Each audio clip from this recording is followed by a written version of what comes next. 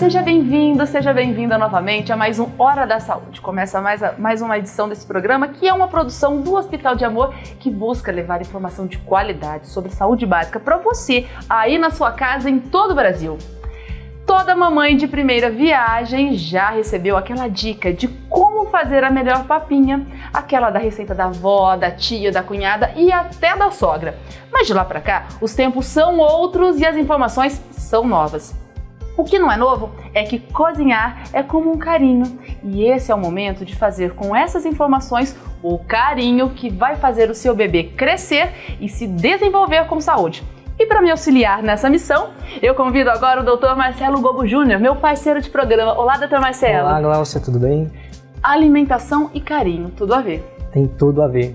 A alimentação é uma fonte de afeto, né? A gente usa a comida como uma fonte de afeto. Doutor Marcelo, e hoje a gente vai falar sobre alimentação nos diferentes cantos do Brasil. Isso, a comida conta um pouco de onde a gente vem. Você pensa em Minas, o que você vai pensar? Em pão de queijo. A gente é identificado muito da nossa cultura pelo que a gente come na nossa região. E isso faz parte do nosso afeto. Quando a gente fala que vai dar alguma coisa para a criança, que do ponto de vista médico pode parecer meio errado, a gente, na verdade, quer introduzir para a criança esses elementos da nossa cultura. E é isso que faz a diferença na hora de ofertar o cuidado. Começar a alimentação, a transição alimentar para as crianças. É um desafio quando a gente quer, na verdade, além de fazer isso, levar a parte de saúde e desenvolvimento junto com essa parte afetiva. E a comida vai ensinando sobre a nossa cultura e de onde a gente vem desde cedo. Isso me faz lembrar de uma letra de uma música. Marmelada de banana, bananada de goiaba, goiabada de marmelo, sítio do pica-pau amarelo, sítio do pica-pau amarelo, boneca de pano é gente, sabugo de milho é gente e o sol nascente é tão belo, sítio do pica-pau amarelo. Exatamente, Glaucia, a gente vai aprendendo sobre o que é comida e o que é afeto desde sempre, isso está na nossa cultura. Vamos sentar para conversar sobre isso, doutor Marcelo? Mas com criança, pode marmelada de banana, bananada de marmelo? Pode esse tipo de coisa? Pode esse doce? Tem saúde nisso? A gente ensina muito a partir desses elementos da cultura, né? Então, a gente usar o doce instintivamente faz a gente pensar em criança. Essa música que está na infância de todos nós, aonde a gente vai quando a gente escuta essa música? E o que a gente lembra junto com isso? E a gente quer passar isso para a criança. A gente não faz o ato de dar um doce, de dar uma bananada, uma goiabada para uma criança menor de 2 anos por maldade.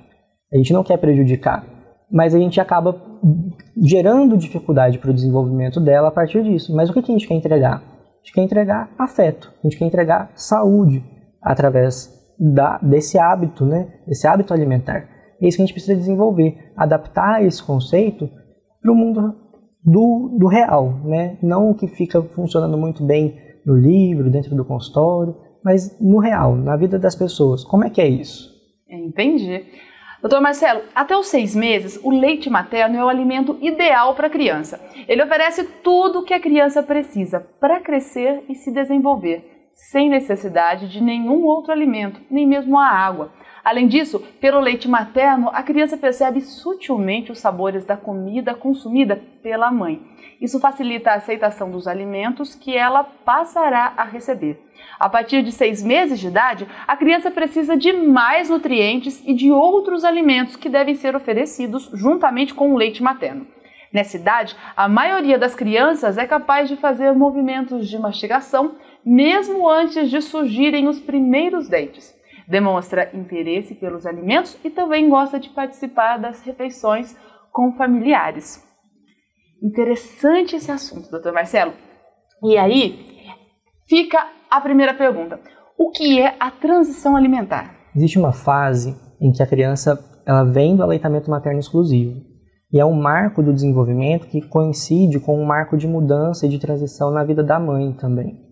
Então, esse é um momento muito especial do que a gente fala que é a puericultura de rotina. A gente tem alguns momentos que são essenciais para a gente poder fazer educação em saúde, para a gente poder mostrar a importância de certas questões. E esse momento dos 6 meses, ele é imprescindível para a gente pensar no desenvolvimento da criança ao longo da vida. é nessa consulta, nesse cuidado, que você vai ensinar essa mãe que o que ela oferta para a criança vai dizer como vai ser a saúde dela na vida adulta, num espaço de tempo que a gente não consegue imaginar. É o que vai determinar a predisposição a determinado tipo de doença crônica. É nesse momento que você consegue modificar esse desfecho lá da frente, nessa consulta de 6 meses. A gente vem de uma crença de que a criança tem tudo na nutrição materna, e a partir daí a gente vai colocar um outro elemento. E isso acontece exatamente quando vai terminar o período de licença maternidade, por exemplo. A mãe que trabalha fora vai retornar ao mercado de trabalho. E por isso é tão importante, porque é um momento em que a história daquela família vai sofrer uma transição. E mesmo quando a mãe não trabalha fora, ela trabalha em casa, isso também é uma mudança, porque é onde entra aquela história da receita da avó, da receita da tia, que todo mundo tem alguma receita para fazer o menino comer bem, crescer forte e saudável.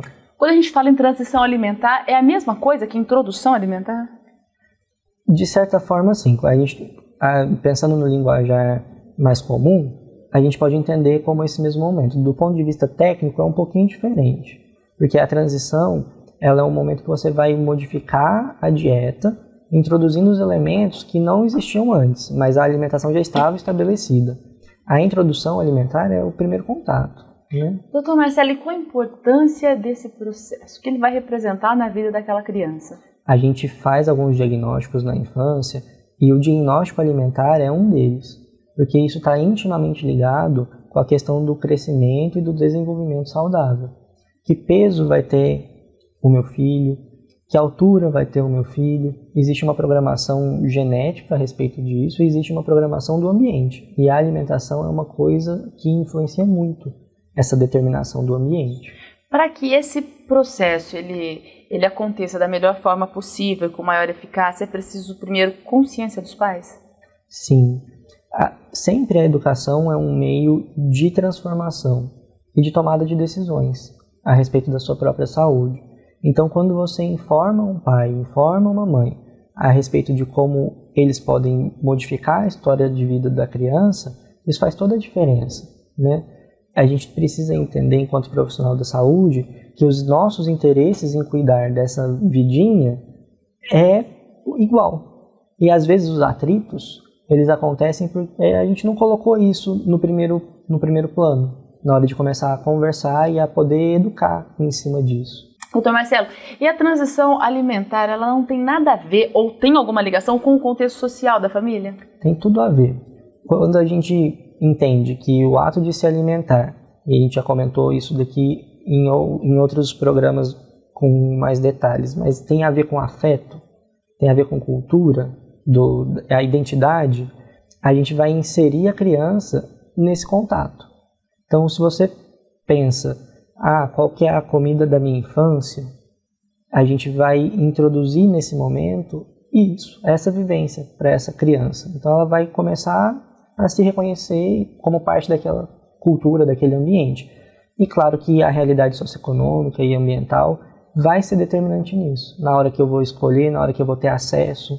Então por que a gente fala mandioquinha e tem isso, para poder pegar, e em outras regiões do Brasil não tem, não é tão comum. E aí, nessa região, será que é a mandioca? Será que vai ser aipim? Será que vai ser inhame, cará? A gente conhece isso, esses tubérculos, e isso diz de onde a gente vem e a nossa possibilidade de ter acesso, né? No começo desse bloco a gente falou sobre essa ligação, né, da alimentação, da introdução alimentar, da transição alimentar com os costumes e com os hábitos da família. Mas é preciso, em algum momento, procurar um especialista? A família precisa procurar um especialista para orientar melhor sobre a introdução alimentar? Não deveria. Um cenário ideal seria que a gente conseguisse ter acesso a esse tipo de informação abertamente, né? Então é mais um exemplo de onde a saúde vem. A saúde pode vir da escola, essa informação pode estar na escola, essa informação pode estar na gôndola do mercado, essa informação pode estar em qualquer lugar. Não precisaria necessariamente ser o especialista, mas acaba sendo. No cenário atual, no mundo que a gente tem hoje, na maneira como a gente tem acesso às informações, isso acaba sendo uma realidade. Mas eu vou te provocar levando para aquela questão das diferenças que você me disse socioculturais e econômicas na hora de fazer essa introdução, né? Certo. Imagina uma mãe que foi à faculdade e ela depende quanto da informação do especialista para descobrir como ela alimenta bem e de modo saudável o filho dela. Certo. Isso aí pode ter duas respostas para isso. Ou ela estudou bastante sobre isso e tem essa informação, ou então ela tem uma vida profissional muito ativa e se esquece do que ela aprendeu e precisa de uma profissional para relembrá-la. Estou certa? Sim, mas a facilidade de acesso é a mesma de uma mãe que não teve a mesma oportunidade. Ela consegue chegar sozinha se a gente não tivesse os equipamentos sociais para poder amparar a esse tipo de informação. Ela tem o acesso à informação, ela sabe buscar informação. Informação é fundamental. Sim, e é esse o ponto. Quando eu educo, eu ensino a buscar essa informação, eu torno isso possível. E por isso que você empoderar uma mãe ou educar uma mãe nesse sentido gera mais saúde para a criança que acabou de nascer do que isoladamente uma consulta de puericultura. Mais uma vez, a informação se faz fundamental. Sim, para a gente poder formar saúde e não simplesmente remediar doenças, a gente precisa de informação. Doutor Marcelo, qual o sinal? O bebê ele dá algum sinal de que essa transição alimentar está sendo feita da maneira correta? Dá. A gente percebe isso na saúde da criança como? Sim, pelo crescimento e pelo desenvolvimento. Então, se você tem alguma carência nutricional nessa hora de fazer essa transição, o crescimento e o desenvolvimento vai ser diferente.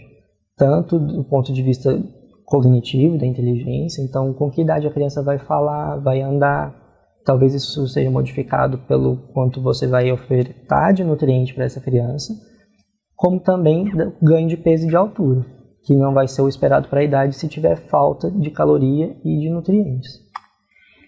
Gostou desse assunto, né? Introdução alimentar é o tema do nosso programa de hoje. Daqui a pouquinho a gente conversa também com a Natália Duran Leite, ela que é nutricionista do Hospital de Amor e vai conversar comigo e com o Dr. Marcelo sobre esse tema tão importante e fundamental para a saúde de todo indivíduo. Daqui a pouquinho a gente volta.